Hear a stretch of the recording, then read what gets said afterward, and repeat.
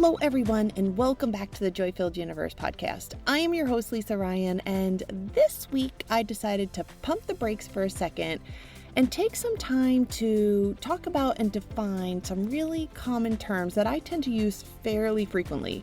Those terms being energy, frequency, vibration, high vibes, and low vibes. And this idea, well, it came from a conversation that I was having with my boyfriend, Michael. He had been listening to my pods and offered some really good feedback.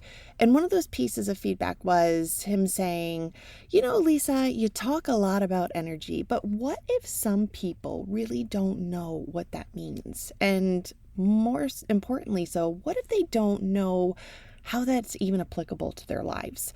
And I thought, wow, this is an excellent point. So this week, we're going to talk about energy and what it means and why I believe energy can be just so impactful when it comes to shaping our reality. Now, listen, I do not claim to be a scientist or physician, but I will claim that I have been intrigued for many, many years by energy and the power that it lends towards creating a reality. And because of that, I have read tons of books, participated in workshops, TED Talk galore, and even aligned to a coaching program last year that was rooted in energy, leading to one of my certifications as a master energy practitioner. And in today's episode, I'm going to try to bundle up a lot of info in a very plain language kind of way with the hope of providing some really enlightening information that, well, I guess that helps define energy through the lens of Lisa. So let's get this party started. And we're going to start with something called physics. Physics, well, some people love it, some people hate it, and some people could just really go either way. I personally took physics in my undergraduate studies, and it was actually a subject that I really, really enjoyed. And in the wonderful world of physics, energy is the capacity to do work or the ability to cause change in a system. There is also something called the law of conservation of energy, and that tells us that energy can neither be created nor destroyed, only transformed from one form to another. Now, here's where this all becomes just a little bit personal for me. We as humans are an energy system. Our bodies run on chemical and electrical energy. In fact, every cell in the human body communicates through electrical signals. Our brain waves, our heartbeat, our nervous system, they all operate through measurable energy. So from both science and spirituality perspectives, we are energy in motion, and we are constantly exchanging and responding to the energy around us, which means every thought, every emotion creates real measurable changes. Like we discussed a few episodes ago, thoughts come from the neurons firing in certain areas of our brains, which generate tiny electrical impulses that create measurable energy. And something you should be really aware of is that it's not a one-way street here. And what I mean by that is thoughts can trigger emotions, and emotions can influence your thoughts, which can then create emotions, which then influence your thoughts and create the emotions. And then all of a sudden you find yourself in this crazy feedback loop. So if you're thinking like a fear-based thought and your brain releases those stress chemicals like cortisol and your body responds emotionally, which reinforces the thought, and then you respond again emotionally, and if you can't get out of that loop, you can actually really begin to spiral. Which is why I want to introduce you to a tool that is just incredible. It is called the 90-second rule. And it is just so helpful to me in so many situations. I'm going to say at least every single day. And it was popularized by a neuroscientist, Dr. Jill Bolte Taylor. By the way, Dr. Jill Bolte Taylor has a really great TED Talk too. You should check it out. Anyway, let me break down this 90-second rule. 1, something triggers you. So whether it's a person, a memory, a situation, whatever it is, you're triggered. 2, your brain processes that stressor and signals the body to release those stress chemicals like adrenaline and cortisol. 3, the chemical then floods your body, creating emotional responses like anger, fear, sadness, guilt. You get the picture. And then step 4, this is where the magic happens. Those chemicals only last about 90 seconds in your bloodstream. And then after that, the physical reaction is over. Now, if you are still upset, it's because you're stuck in that do loop and you keep replaying that mental movie over and over again. Basically, when it comes to your reactions of these emotions, if you feed it, if you continue to feed the thought, it's going to live. If you don't, it dies. And guess what? It dies in about 90 seconds. So it is such a cool practice, and it's a great tool to keep in your back pocket. All right, now let's talk about brain waves, which are derived from the neurons in our brain that communicate by firing those tiny electrical impulses. These electrical signals, when millions of neurons are active together, produce a rhythmic pattern of electrical activity. And this is actually measurable energy that we call brain waves. The brain waves that we have discussed in previous episodes are beta, alpha, and theta. And in essence, there's actually 5 main types of brain waves. There's gamma, beta, alpha, theta, delta. And I am just right now having a really crazy flashback from many years ago when I was in a sorority. Oh my God, that Greek alphabet is just coming back at me. But in this case, we only got to worry about 5: gamma, beta, alpha, theta, and delta. All right. So for the sake of keeping it simple, we're just going to focus on the 3 that we've talked about before: beta, alpha, and theta. Beta is the brain waves that are related to the active thinking, alertness, anxiety, worry, stress. And alpha is that calm, relaxed, but alert, joyful, and creative state. And then there's theta, which is that deep relaxation, that flowy and wide open subconscious mind. And I also want to notate that brain waves are actually measured in hertz. And the reason that I want to underscore that is because each brain wave operates within a set frequency range, and different frequencies are associated with different mental and emotional states. So we have now talked about energy, thoughts, emotions, brain waves, and frequencies. And now we are going to talk about vibrations.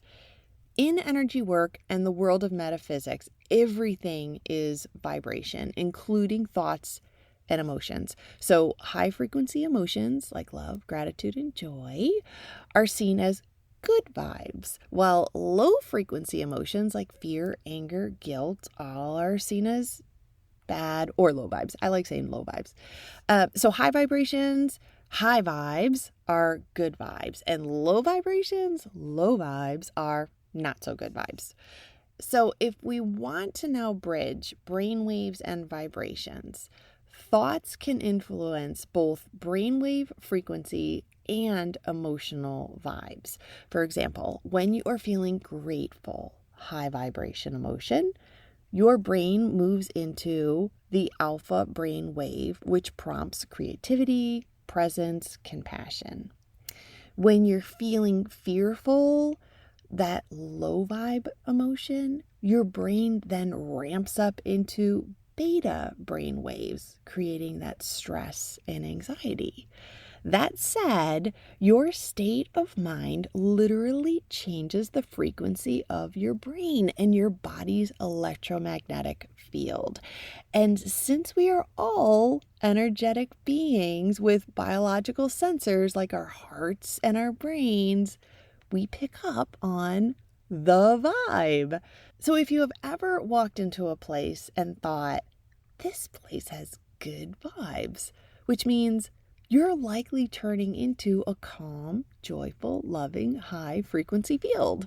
Same for a bad vibe. You are sensing stress, fear, or anger, which means you're moving into a lower frequency field. And when you are feeling like a strong emotion, your entire body just resonates at a frequency which interacts with the quantum field, which is that beautiful energetic fabric of the universe. And that quantum field is also that invisible energy that connects all things. Okay, so now from a metaphysical perspective, I want to talk about the law of vibration and the law of attraction. And for awareness, if you don't know, and even if you do, please bear with, metaphysics explores what lies beyond the physical world, your consciousness, purpose, being, the nature of reality, and unseen forces. So the law of vibration, right? It is a foundational universal law that actually comes before the law of attraction. And the law of vibration says that everything in the universe is in constant motion and vibrates at a particular frequency. And we have just learned this includes your thoughts and emotions, and it also includes your intentions. And yes, it can even include your words. So you might have even heard people say things like energy attracts like energy. And that largely comes from the awareness that vibrations in harmony naturally resonate together. Just like two tuning forks with the same pitch, they will actually cause each other to ring.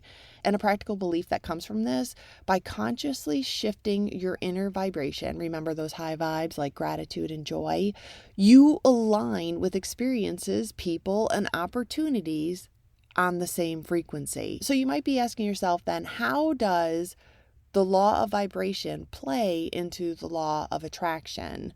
Well, first comes vibration. You don't manifest by forcing events. You first raise your vibration, and then your reality reorganizes around that energy pattern. That said, your thoughts, your feelings, and beliefs emit a vibration that draws matching experiences, people, and circumstances in your life. Simply put, my friends, just like we have spoken about in some of the episodes before this one, what you focus on with emotion, conviction, and consistency expands. All right, now I want to discuss something fun, the philosophy and psychology of energy. So picture this. You wake up in a foul mood, you stop to pick up your morning coffee, you don't make eye contact with anybody, you're miserable. And in your head, you're just saying, just give me my coffee, just give me my coffee. Then you arrive at your office and you don't say good morning to anybody, much less even make eye contact with anybody. And by lunchtime, you're shocked because everybody in the office is either avoiding you or just giving you the cold shoulder. Why? Why? Because your energy, your tone, your body language, your words, they just set the stage. People pick up on it, consciously or not, and they mirror it back to you. Now, if you choose the opposite, how about this? You wake up in a good mood. Maybe you start your day with a gratitude list. You tell the barista at the coffee shop that they're just the best and that you're thankful for your Java. And then you even toss them some extra money. Then you bounce yourself off into the office and you walk in there telling people, oh, you look great today. Or, wow, did you get a new hairdo? I love your new outfit. Wishing everybody a terrific day everywhere you go. I mean, life is so good. And then all of a sudden you see people are being warmer to you. People come to see you. Conversations flow. Why? Because you are emitting really high vibes and everybody's starting to come around you because they want to be part of that. So why does this happen? Psychological studies on emotional contagion show that humans are wired to mimic each other's emotional states. So if you're radiating positivity, others are more likely to respond in kind. It's kind of like how a single person's mood can just really permeate through a team meeting and then all of a sudden everybody just ends up on each other's nerves. It's also why a leader's enthusiasm can really inspire a whole group. It's because your energy is contagious. And there's also that concept of like the self-fulfilling prophecies. If you approach a situation expecting like negativity, say you're going to meet potential business partners, or better yet, say you're going to meet the parents of someone that you really care very much about. and you start thinking, oh my God, this is just going to go really bad. And it's just going to be a bad situation. Well, you're more than likely going to act in ways that make that outcome become your reality. Perhaps you're guarded, or your tone is a little aggressive, or you're exhibiting like a defensive posture, which will more than likely put others on edge, confirming your expectations. So it's not magic, really. It's about your internal energy and how it shapes your behavior, which influences how others respond. It's all about practical, observable cause and effect. So here are some practical steps that you can experiment with when it comes to being aware of your energy state. Step 1, tune in. Be aware. Start noticing your internal state. How does it feel right now? Does it feel tense? Does it feel calm? Does it feel scattered, anxious, sad? How do you feel? This is really important because your emotions are the window into your energy. And perhaps try a quick body scan, right? Are your shoulders tight? Is your breathing shallow? Are you feeling sweaty? Are you trembling a little bit inside? Do you have those butterflies in your stomach that are creating kind of like that nauseous feeling, like you just want to throw up? Those are all cues. No judgment here, just observation. Now, step 2, shift your energy. If you are in a low vibe state, like that anxious, angry, irritable, nervous, sad, whatever it is, try something small to change it. Like take 5 deep breaths and really feel the exhale every time. Listen to a song that lifts you up. Go out for some exercise, call a friend, play with your pet, or write down 3 things that you're grateful for. Studies actually show that even a brief gratitude practice can really boost your mood and shift your brain's chemistry. I'm just saying. And remember the 90-second rule. It only takes 90 seconds for those stress chemicals to release their hold on you. So keep that in your back pocket. Step 3, observe the ripple effect. For one day, consciously choose to put out positive energy. Smile at a stranger, offer a kind word, or approach a tricky situation with curiosity instead of defense and nervousness and feelings of dread. Then notice what comes back to you. Maybe it's a warm response. Maybe it's just that you feel lighter. I don't know, but either way, you're training yourself to see the connection. Treat it like an experiment. Just test it and see what happens. You know what? I tested it myself. I needed to go to the grocery store, and shortly after creating the pod outline for today's episode, I was already on a really high vibe. So I hopped in my car, I pulled up a fun song, and it got me bouncing in my seat and singing out loud, right? Then I got to the store and I figured, let's do this. Here I go. Me on my high vibe. I'm stepping out. So as soon as I walked in the store, the guy that was replenishing the orange display, he turned around and he goes, hello. And I greeted him back. And then he responded with, are you looking for anything in particular today? And I was like, nope, just grabbing a few basic items. And I thanked him for asking and I moved along my way. Well, then I was at the bakery counter and I'm pondering over, do I get the multigrain or do I get the sourdough? And the gentleman behind the counter, he comes out and he says, can I help you with anything? And I'm like, no, I'm just trying to make a selection here. I don't know which bread to pick. And he says, well, the multigrain's on sale. And I was like, sold. And I picked up a fresh loaf of bread. And then the next thing he says is, can I slice it for you? And I'm like, sure. Well, then I moved on to the dairy section, and actually I don't think there was anybody in the dairy section, but I am going to say they did have my favorite yogurt, Cherry Chobani, fully stocked, so I considered that a win. And then I went off to the self-checkout counter. I'm waiting in line, and the store manager, she flags me over, and she's like, I can take you over here, ma'am. And I was like, oh, okay. And I skirted this whole line of people and got the checkout really quick. Well, then, like bouncing out the store, I got all my stuff. I'm thinking this was an awesome experiment. And this lovely little lady outside, she was so cute and she complimented my shoes, which then led to a really fun but brief discussion about shoes, comfort, colors, favorite brands, you name it, we were chatting about it. And I just felt so good. So I walked back, I hopped into my car and I thought, mission accomplished. And I really felt amazing. So get out there and give it a go. It's actually really a lot of fun. And you might even make some friends along the way. We can always use another friend. So try it. All right. Now, this pod really had a whole lot of content in it, and I hope it all made sense. So let me try to recap here.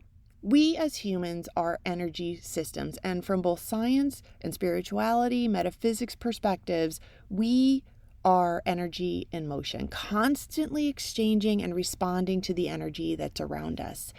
We also learned about the really valuable tool called the 90-second rule. Something triggers you, your brain processes and signals to the body, chemicals are released into your body, creating an emotional response, and it only takes 90 seconds for these chemicals to last within your bloodstream. And you know what I was just thinking?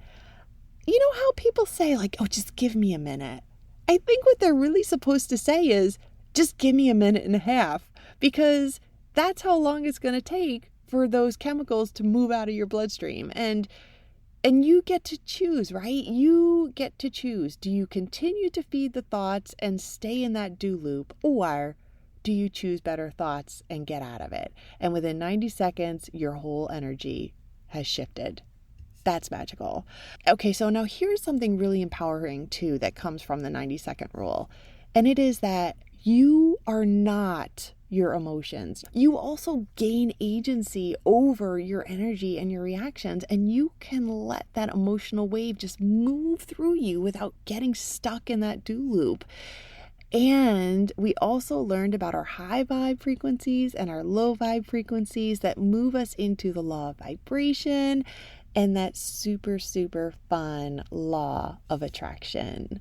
So how about we all get out there this week and be our own energy broadcasting station? That's right. Your thoughts send out those signals. Your emotions will power those signals, and your overall vibration will influence how you experience your incredible life. I hope that you enjoyed this episode as much as I enjoyed sharing it with you. And if it did place you on a super high vibe, please do me a solid and follow, rate, review this pod for me, or even send me a text and say hi. There's this little link at the top of the pod. I think it's right around the pod description. It says send us a text. Click there and just send me a message. I would love to hear from you. So all of the above really helps me out, and I would really appreciate it. So that's it, my friends. I am your host, Lisa Ryan. This is the Joy-Filled Universe podcast, where we explore all the tools and tricks that are going to make your universe even more joyful than it already is. I will see you next week. Bye.